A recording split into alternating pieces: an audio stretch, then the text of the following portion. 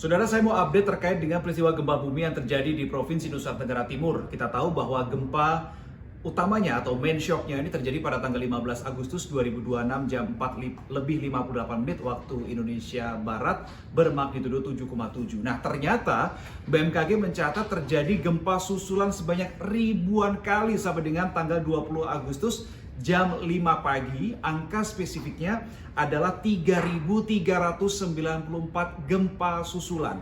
Dari ribuan gempa susulan itu, sebanyak 26 gempa bermagnitudo di atas 5 dan 99 kali gempa susulan ini dirasakan oleh masyarakat. Artinya ada gempa susulan bermagnitudo di bawah 5 tapi dirasakan oleh masyarakat. Nah, dari 3.394 gempa susulan itu, range magnitudonya ini bervariasi antara mulai 1,1 sampai dengan 6,2.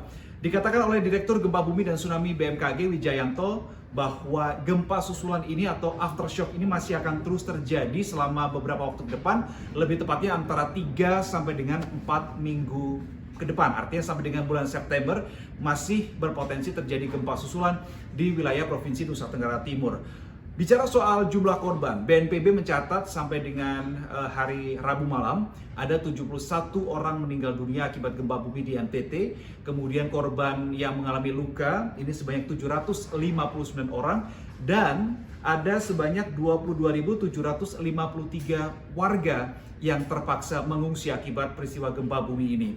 Lalu untuk pendataan rumah yang mengalami kerusakan ringan, sedang, dan berat ini masih akan terus dilakukan oleh pihak terkait. Tetapi Kepala BNPB Letjen TNI Suharyanto mengatakan untuk warga yang mengalami rusak ringan di rumahnya ini akan mendapatkan bantuan sebesar 15 juta rupiah.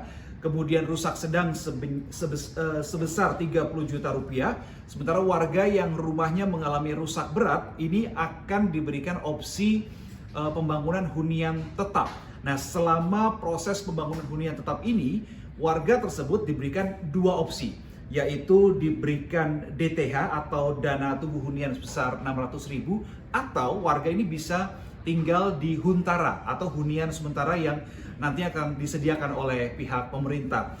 Ada satu imbauan yang perlu digarisbawahi di sini pada masyarakat sekitar di NTT bahwa sementara ini karena masih akan ada berpotensi gempa susulan 3 sampai dengan 4 minggu ke depan, maka sebaiknya masyarakat ini menghindari berada di bangunan yang mengalami kerusakan atau terdapat retakan begitu, karena sewaktu-waktu gempa susulan ini bisa terjadi dan kerusakan-kerusakan ini dikhawatirkan bisa menimpa warga jika berada di dalam bangunan itu.